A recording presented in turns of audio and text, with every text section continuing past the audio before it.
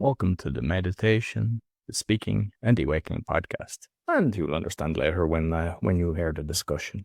I'm going to get the listener to kind of explain a bit more about herself, but she's known as, and I hope I do it justice, Wa, the Queen. Please welcome to the show. Thanks for having me, Rog. Gao Motsemme is my name. And I just want to start this by greetings. I normally do it in my native language. And for me, it just activates that ancestral presence. And dumelang lokai. And dumelang in direct translation, it means agree. Lokai is where are you? So my question when you are here listening, I just want to know, what is your intention and what is it that you are agreeing to every time, whether you hear the word meditation, whether you hear speaking, whether you hear awakening, what is it that is coming through? And with you locating where you are, I just invite you to be present with us. And just for this moment that we are together, choose to be in your body and don't tell your body what to feel or what to hear, but allow your body to communicate with you. Listen and feel those sensations, those twitching, whatever that is. And I come from Botswana in Southern Africa. I've been here in Germany for 10 plus years. And I'm grateful to be here on this journey. And I'm just curious what will come through in this moment. Thanks for having me. No problem. So, I mean, I've kind of seen and read like your story, but let's kind of go from your origins in Africa and how things kind of developed, how your childhood and exactly what happened and how you led you to get into Germany as well. Awesome. Yeah, I come from a very traditional African family. And I say, when I came through, I just came with this knowing that I'm the queen. And I was very unapologetic about who I am. And only to find that, according to the culture, the family, the societal beliefs, there are certain things that someone is not supposed to be. You have to follow what you are given. And that is basically my childhood, where I was called different names, crazy. And my mom kept on saying, you are not like my other children. So as much as I thought at the time that I'm being my unique self and I don't care what other people say, but I realized with time that somehow there was an underlying feeling of not being accepted. There is a wound that I created life from. And for me to know that is through my life experiences. When I look at my relationships where it's more wanting acceptance and not fully being accepted, because if you don't accept yourself, you're going to attract people who also accept you at the level that you accept yourself. So I was in toxic relationships, not only romantic, but also at work, where there was a relationship that was ongoing with my boss. And I would say it was more the same relationship with my mom that I was playing and being picked up on and all that. And I went through that trying to, at the end, I just learned to suppress who I am and be the people pleaser, not say what I want, doubting myself. And it's not a great place to create life, but at some point, because even when you're talking about who we being, when you are denied who you are, eventually you focus on what everybody is saying or who you have to be. So I was an accountant and I didn't like accounting. But somehow when the company I was working for was downsizing, I just felt my soul dancing. I was excited, even though I didn't know what I was excited about. It was scary, but it was also exciting. So I took that opportunity to opt for a separation package. And that was the beginning of, I would say, freedom. But at times when you want freedom, we want freedom, but we don't know at what expense it would come with or what is it that would cost us. Because at times for us to release who we are not, it's going to take, we need to develop some muscles. So through that, losing my job, my corporate job, which was also my identity. So as much as I was excited, that's what I identified myself with. That's what I esteemed myself with when I got into the society. So losing that, it kind of like created an opportunity or a crack where my ex came through and even went to court because I was not working, went to court and started fighting for the children, which I lost. And yeah, I was separated with my children for 5 years. And that was a very painful situation where I felt powerless. I didn't know who I was because losing my job, at least I had my children, where it was kind of like my source of strength. And we say this, my children are my strength, and I'll do everything for my children. So when that was taken away from me, I started questioning who I was. And through that came this work that I'm doing, because the question that came through, which came through just me writing, was who are you without your parents, without your mother, without your father, without your career, your job, without your religion, like everything that we identify with. And at the end, who are you without your children? And that was the moment where I just started crying, and I was like, but who the heck am I? And I was led to this work that I'm doing. I was led to my purpose. So through that pain, this purpose came through. I found myself. It's something that I'm working with at the moment as well. We've set up a thing called Brain Gym Fitness because a lot of people, they work in the gym, but not about themselves and looking in. And it's like the question you just said, who am I? What's this about? Instead of conformity in life, because like the way we've discussed this, like we go through school, and how are you a good student? You conform, and you're told sit down and be quiet. And then it's the same in the job, just like what you went through, and everything is like that. And some people, they never snap out of that, and it's liberating when you do. And like I love the way that you're helping more people to do that. So with, I mean, I understand, like, with not seeing your, so was it that for 5 years you didn't even see him, or was it that you were only getting limited access that with your children? I was, I mean, I didn't see them in the sense of through that, I ended up relocating where I met my partner. Actually, I would say besides losing my job, somehow someone leaked the news that, oh, she's got a boyfriend in Germany and she's planning to relocate. So I believe the whole agenda to go to court was basically for me not to relocate with my children. I would say for me not to relocate because identifying with my children, because as mothers we esteem ourselves with our children. So my ex kind of knew, like, when he stops the children from relocating, somehow it's going to affect my relationship. I'm going to end up staying back home, so but I decided to be courageous and say, you know what, for me to be able to give my children me, as in like they're loving me, not them getting my emotional instability, I get to bite the bullet and just go. So I was back and forth with lawyers appealing and all that. But it was more like visiting like for 2 weeks and then coming back. Even for that visiting, it was still, I would say, a painful process where the children had to be crying, Daddy, let us go to mommy, I have to beg him. So it was that kind of thing, but they were not allowed to visit me at all. And I would just go there when I was visiting. And still, like I said, it was like, oh, you're going to be with them for only 2 days. I'm giving you 2 days. And then, yeah, it was a very traumatic, draining process. And because I mean, that's not kind of unique now. I mean, there's a load of, I mean, I'm in, like my child is 10, and like we got divorced when the child was just 1. So I know what it's like. And but I've seen a load of kind of friends as well. And it's bad enough when you're in the same kind of city. But a lot of people, they move to the opposite side of a country or across the pond. And not only is it traumatic for you, but the children as well, because like the child doesn't want that. But the other thing is, it's a kind of catch-22, because I have tried to make a relationship work when you know deep down it's not. And I think that's worse for a child, because they're surrounded in kind of like, whether you call it toxic relationship, negativity, where there's just, it's not going to get better, even though if you try, and you just know there's times you kind of know. And it's a hard one, but it's like I think a lot of people now might judge you for that, or they judge me for what, but it's like, you know yourself what's right. And I mean, like, I know my child, like it's just the time that I spend with him. I mean, I have equal custody, but it's like, how do you tell the people now that are going through that? Because now it's a lot easier kind of looking back over the years and going, than when you're in the moment, because it is so painful in the moment. And I just like to know what you would tell people that are currently going through this. That's a very good question. Actually, I'm getting chills because the truth of it is people will judge you. So there is an element of shame. And you try to explain to people, this is the situation.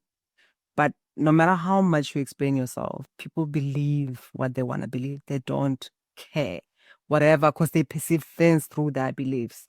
But what is important is what is expansive for you. Because I still remember, for me to finally draw that conclusion that I'm better off out of the country, there was a moment where I went to my children's school. There was an activity that was going on. So I went there, and my children were there, and my ex-boyfriend was there with his girlfriend. And here's the toxic situation, or even more of the dysfunction. His girlfriend at that time was the sister-in-law, someone that I thought was part of the family, but apparently was a girlfriend. So sister-in-law slash girlfriend. So I was there with the children, and there were a lot of things that were being said, even about me, because my children are mixed. So it was kind of like, oh, we are the right family. Look at your mother is dark. And at that event, the whole time, the children were with them, and I was walking by myself. It was a walking activity, creating some sponsorship and all that. So I was by myself, and I felt so out of place, so lost. I felt childless, even though I was with my children. And that was the moment when I realized that, because at that moment, when I come back to after the event is done and I go back with my children, I'm like, what was that? Why did you guys all along, you didn't even bother to consider that I'm there as a mother, you are not with me, and all that. And it's kind of like, oh, mommy, sorry. And then all that they're getting this side, that getting that side, it creates, even me as a mother, I start getting angry with them. They don't understand, they don't even know who to listen to. So at that moment, I realized that my mental state right now, they're fucking up with my mind and everything. And I'm not in a position to be the best mother for these children. Because the truth of it is, at the end of the day, when all is done with, the children are going to need somebody who is stable and emotionally available to hold space for them. At times we can be present as parents, but we are being toxic because of the pain that we are going through. So take care of yourself first. Nurture yourself, be in a state where you can provide a better environment. Because if you are pulling, the other one is pulling, pushing, push and pull.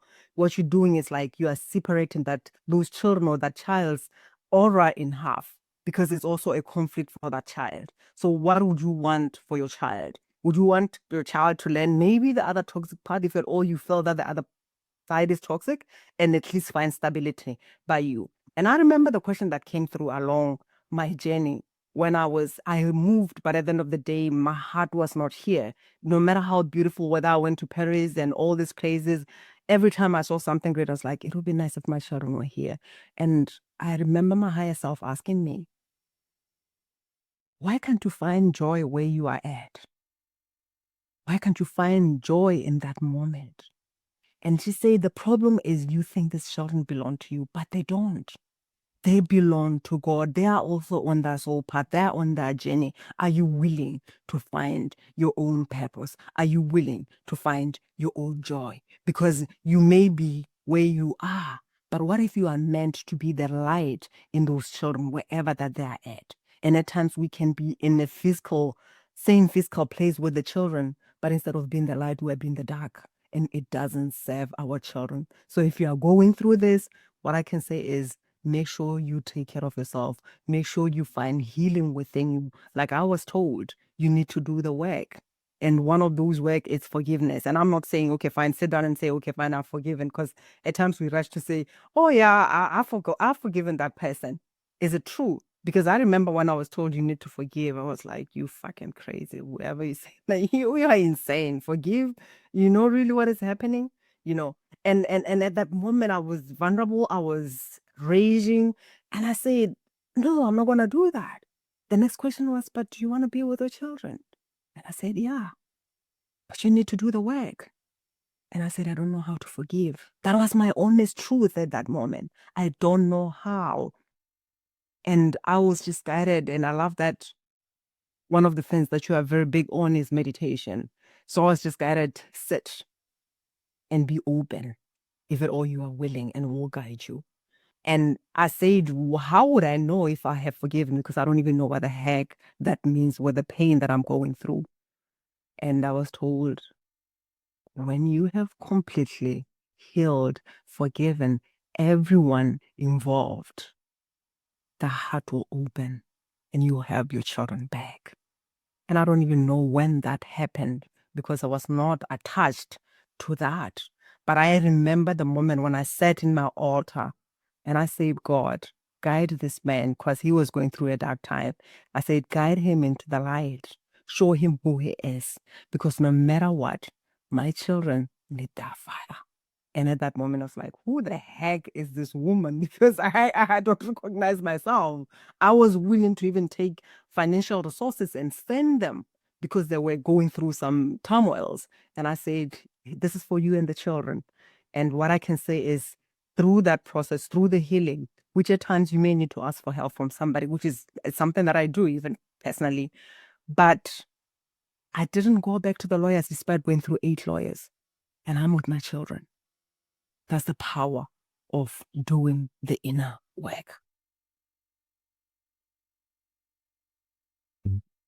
You mentioned, the way your mother, how she kind of thought you were different.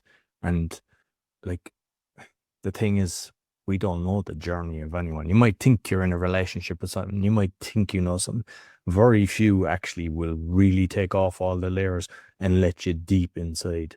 And it's like through kind of like meditation and stuff like that. Because what happens a lot of the time when there's breakups and stuff like that, people tell stories because they want people to go on their side, and they start bashing you, and they start bashing it to loads of people. And then you're trying to defend yourself, or you're going to a place and you're knowing you're hated for somebody that doesn't even know you, because based on a story that they've heard. And like even when you see the child defending you, knowing that a lie has been told. And it's such a horrible thing that a parent is telling a lie because the children are absorbing everything. But if we kind of go an extra layer then on forgiveness, like how I, not with her, it was more of a financial thing that happened to me, but it was a kind of trick to it, just kind of, it worked, is I brought him back to the baby.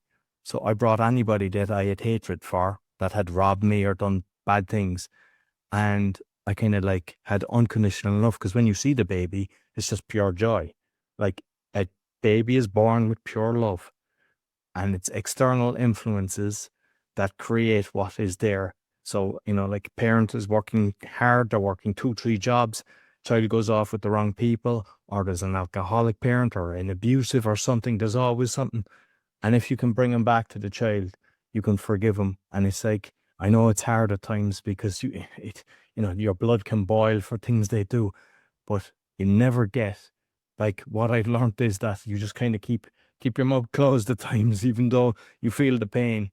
But the more that you, like what you said, you gave financial and you wanted to help, the more that you just ooze love with whoever it is, it's actually, you end up kind of not having the pain that you would have previously had. Absolutely. I just love all of that. And it's that and more because like I was told, this others are the children who are on their soul path, you know. And for us to have a child with somebody, definitely at a soul level, there is an agreement that was made. That's why they chose both parents.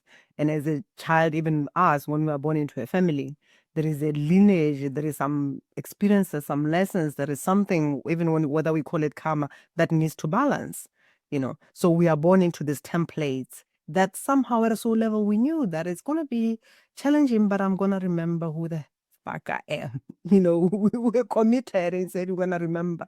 So when we look at the oneness, which is who we truly are, when we move from that separation consciousness to that unity consciousness, all that is happening outside of us, even that particular person that we may hate at that moment because they're doing whatever that they're doing, but there is an aspect of us that fell in love with that person. The question is, what attracted you to that person? I laughed when I was asked this.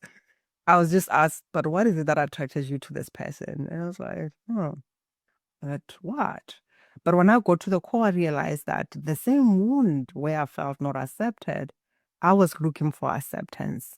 And at times, looking for that acceptance, I'm going to look for something where we resonate with each other. Like, it's quite interesting because when I look at my ex, and like one thing, I saw potential in him, but I knew that it was not unleashed at that moment. And because I was young, drinking, smoking, and my family was very traditional, and his family it was the other something else. Like they were not that much judgmental. His mother was smoking and all that. So I felt like, okay, with this family, I can smoke, I can do whatever that I want. So I don't have to hide and all that. So it's kind of like something so stupid like that. But for me, that was like who I was at that moment, and I wanted to belong. So it was that. And we got that. So at times when we hate and let me we lock somebody somewhere in darkness or we send them to hell, whether it's by doing something or we just affirm that God will see them or whoever the higher power that we perceive as. What we are doing is we are shutting an aspect of us that fell in love with that person, with them, wherever the hell or whatever that we're saying, where we look in them or those labels, it's a part of us that is locked with them. But when we get to combat within us and find that part that fell in love instead of blaming ourselves and just loving ourselves because we didn't know any better. And all we wanted is love. All we wanted is acceptance. Because everyone wants that. No matter how wounded somebody is, we are looking for love. And at times we need to look for it within us. And here's the thing, even when because there was a part of that alcoholism in my first relationship. We were not married, but we had 2 children together. And I got married and I had a child with my now ex-husband. And when things didn't work out, there was a part of me that was kind of like feeling like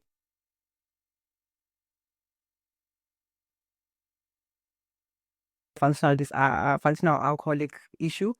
Maybe things would have worked. And it came through in a meditation. What part of you has a problem with his drinking? And I was like, what kind of question is that? Because at the end of the day, we know alcohol is not good for us and we can't raise children in this dysfunctional place.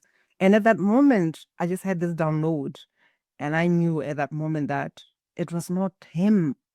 I was looking for somebody with the dysfunctional alcoholism and all that because that's the love that I was exposed to. My father had a problem with alcohol. So for me, even when I stay in toxic environment, whether someone is an alcoholic or whatever that they're doing to themselves in a whole space, and a part of me want to rescue them, it's a part of me that wants to rescue its father. And because I'm looking for love, it's kind of like if I take this pain away from you, and this is also one thing with empathetic people, you take the pain because you want something from that person. If I remove this, maybe now you're gonna love me. And instead of the best thing is what? We give ourselves that love. But instead we look outside. If I go outside, I may find something. And when I take that thing that will give me the love, even the same thing, we project our pain, we project even our potential. If you are good at falling in love with potential, I just invite you to look at that. What potential are you not unleashing within you? Because when we have that gift within us, and especially even if we have healing abilities, you want to attract more broken people. And then they're going to come and heal through your energy, which is sexual energy, it's a healing energy. And then you are surprised that, oh, I made this person better. And then they left. Yeah, because you're not willing to use what's yours for your own motto of transformation. I mean, that's basically people have the negative pattern of they're finding the people that have something wrong, they're trying to fix them. And there's so many, like, I know I had that pattern, and it was a guy helped me. He just told me something, and I'm working with him now. We're partnering, we're helping people with anxiety and addictions and stuff like that. But I remember I met him at an event, and he just said something to me, and it just broke the pattern. It was like, so sometimes we think, no, that's who I am. But it's not. It's the story that we're telling ourselves. I just love that. Because we fought a lot with my now ex-husband, and he told me, and here's the thing, you've got a choice. You can believe that's who you are, and that's who you are. Because wow, in my previous marriage, we were fighting. I was like, you can beat this. You've got that within you. You can beat this alcoholism, because it also runs in the family. I said, you can. And he said, this is who I am. And he had a list of the famous people who have alcohol addiction. And in his defense, it was like, this is who I am. And here's the thing. The bad is out there, the good is out there. And we have a choice to say, what is it that I'm affirming to be? What is it that I'm aligning with? Who am I being? And you can be whatever that you choose to be. If you align with, oh, I'm just angry, this is who I am, or I'm just an alcoholic, just a drug addict, or like whatever that you affirm, that's true. And we cannot take that away from you. And that's the power of being human, because we can choose and align with whatever that we choose to align with, or we can seek help and believe that as much as other people had that problem and they managed to overcome it, so can you. And that's where the power is, and it lies within us. And I think a lot of people, they spend so much of their energy, whether it's a parent or a loved one, that they're just trying to change them because they know the damage it's doing. But unfortunately, and I mean, I've seen this from growing up, even in Poland, I've seen hundreds of cases. It has to be the person that makes a decision. I will never persuade anybody to change their mind. If anything, it's a magnet effect. It'll just push them that they go deeper down the hole. And you have to just, let stuff tear from and just let them breathe. And because so many people think, I can do it. And they give their life to try to make the change. And like you're right, you have to find it within.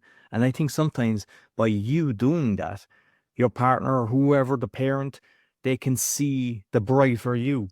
And that might be the time that it inspires them to change, because they realize you're having such a good life, you're so happy and everything, I'm in a dark place, and then they can change. Whereas some people, they never get to that light stage because they're spending all their energy trying to change the person.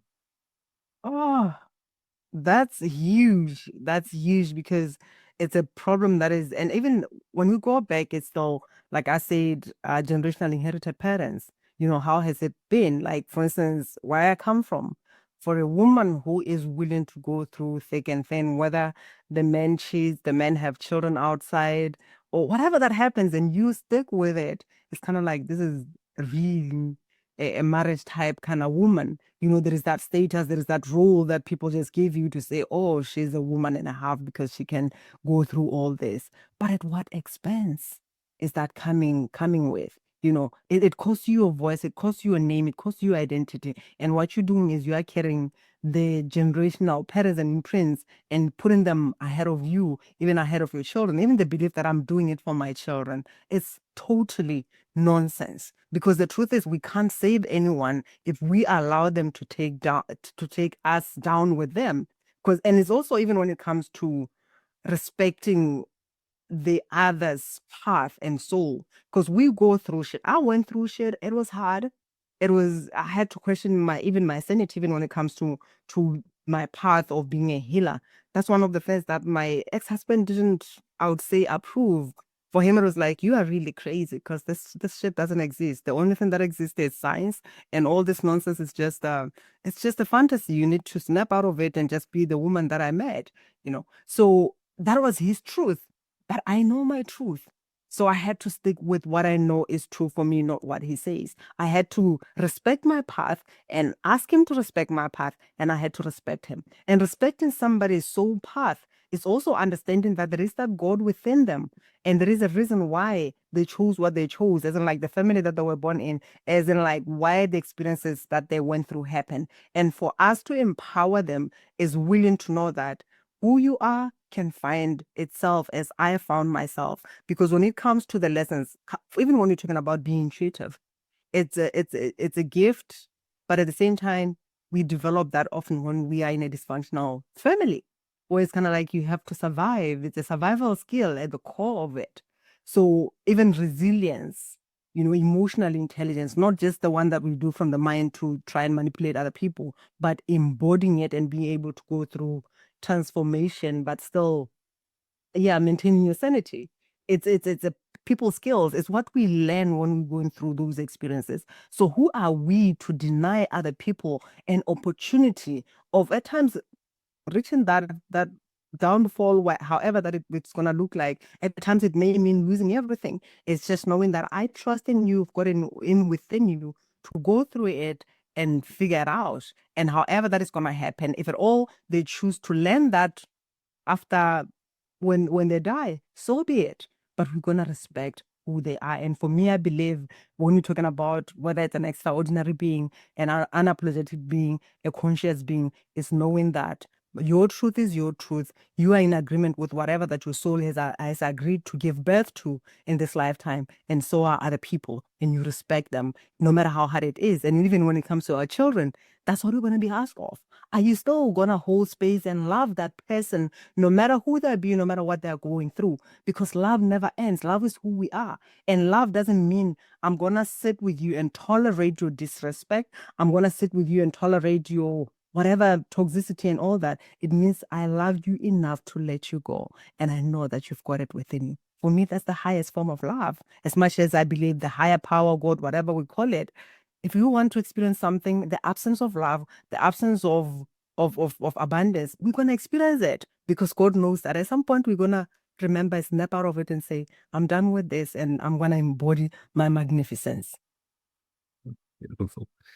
With it's something that I've just discussed recently. I've done a TikTok on it, and it's something I'm conscious. And based on what you said about your mother, kind of saying, "Hey, you're kind of different." I was my mother's favorite. My brother, there's only two of us, was my dad's favorite.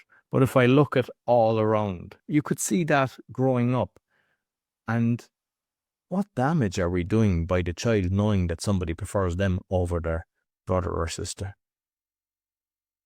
Ooh, that's a tough one. That's a tough one because on the other hand, especially even when you look at the true principles, which is like the feminine and the masculine, right? So it depends at the same time as like who is more dominant and the child is still gonna I'll call it the limping energy, where when I look at that energetic field, it's more like the other one is empowered, or either the masculine or the masculine the masculine or the feminine, depending on who influenced them, and the other one deprived them of something. So when there is that separation, obviously, if at all the mother loved you, then the father didn't. There is a part of you that is more nurturing the feminine because of the person that loves you, and somehow the masculine part gets to be wounded somehow. There is a part of you that doesn't feel supported, and it affects our wholeness. Because when it comes to who we being and what we creating, we need both the balance of the feminine and the masculine. So it causes that wounding in a child in terms of the fully development of the wholeness or the integration of the feminine and the masculine energy. Yeah. And I mean, just based on sometimes the woman has more masculine energy and the man has more feminine energy, and it's kind of finding the balance.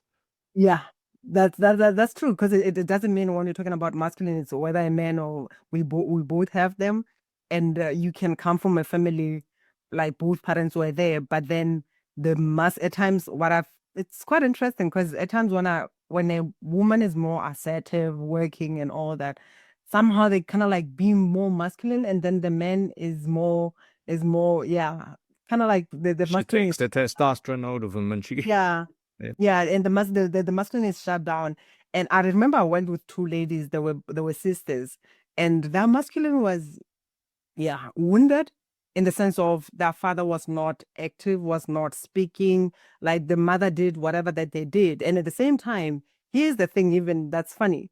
It's not like that masculine was wounded because somehow they felt sorry for the father, and it's kind of like they wish the father could be more, assertive and speaking, but he wasn't. And they also hated the mother because it was kind of like dominant and wanting to decide for them and all that. So what it caused, especially when it comes to the inner child, there was that inner child that doesn't feel safe and that doesn't feel loved, because as the mother who, when you look at it, it's more like she has more of the nurturing energy, but because she was operating from the feminine, she didn't love the children much. It was more like empowering them in terms of education, but they felt unworthy. Their inner child was not safe. They got into relationships where it's the other way around. Now the man was more dominant and I would say abusive, and still it continued with that I'm not safe energy, I'm not loved energy. So it doesn't only damage the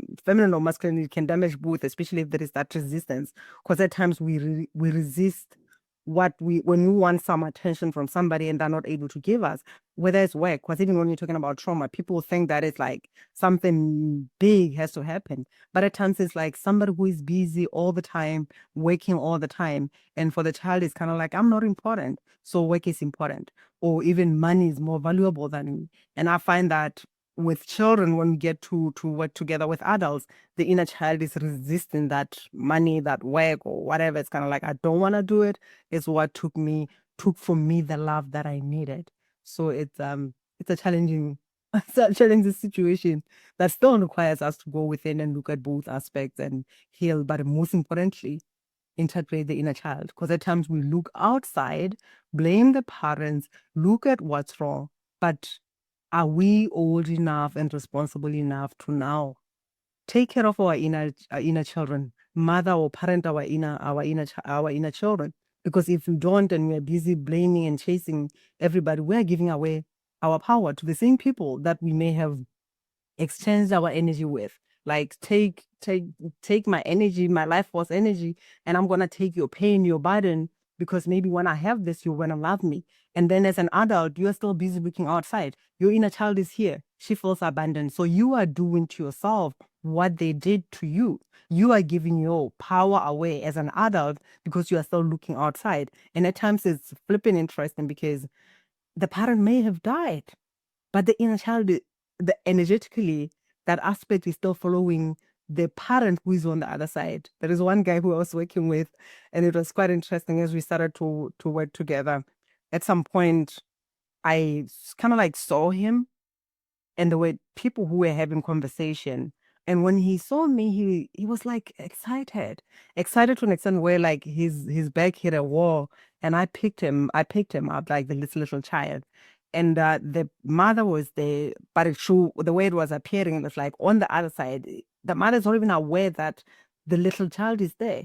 So spiritually or energetically, that child is disintegrated and is following that aspect of your parent that is dead, because he's still looking for love outside. And you are here as an adult trying to make ends meet, but you are disintegrated. So it's mind blowing how these things are when you look at them energetically.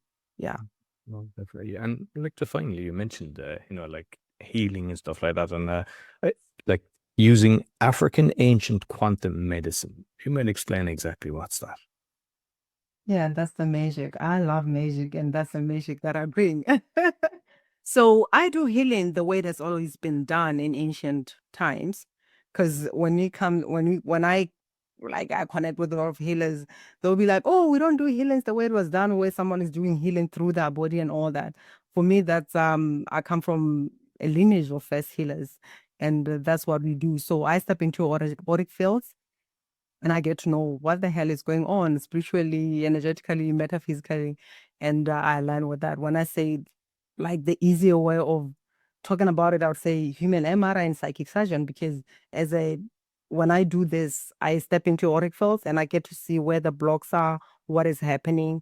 And at times even we can have conversation when you're talking about sexual energy. Your body lights up where those things are stored. Because at times when I look at especially the self-development communities or world, we are aware of what is happening. We know from information.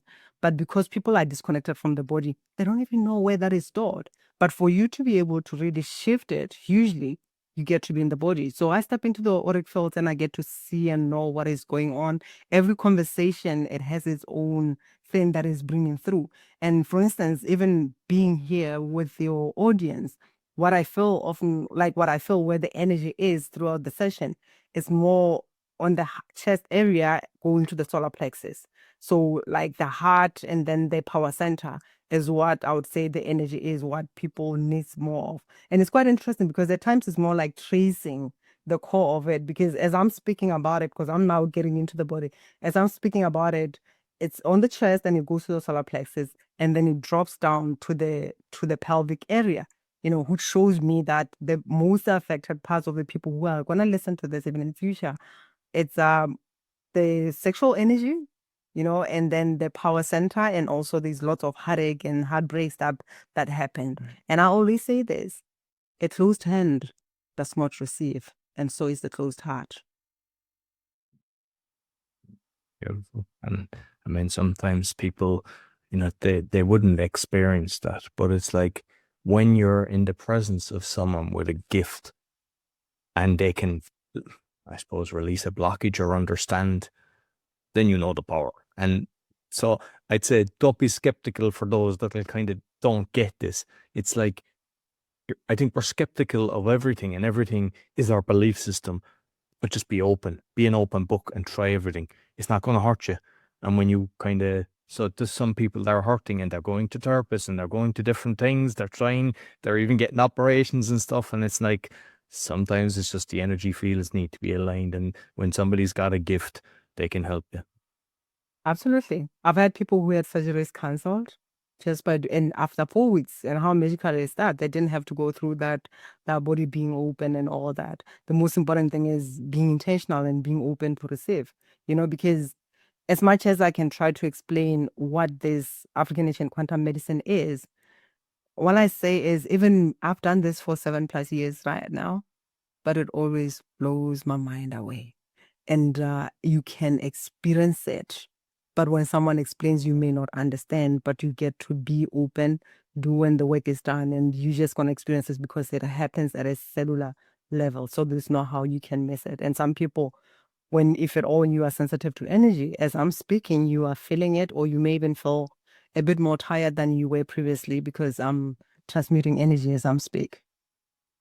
And like I remember there's a guy, he's living in South Africa, Michael Tellinger, and even on the lands there, that there's energy being traveled, and they have devices to actually prove this. There's energy being traveled all around, and it's so. Yes, if you go there, you can't see nothing. So it's the same thing with the body. So there's energy everywhere, and it's like, if you've got people that have the devices that can see this, that's why you should be more open to it. Absolutely. Beautiful. Listen, thoroughly enjoyed the conversation. You might let people know where they can find you. Yeah. Actually, I'll share a link with you. I call it orgasmic clarity because I'm big on sexual energy. So if you have done the work and you haven't received the outcome that is sustainable, probably the sexual energy is the issue.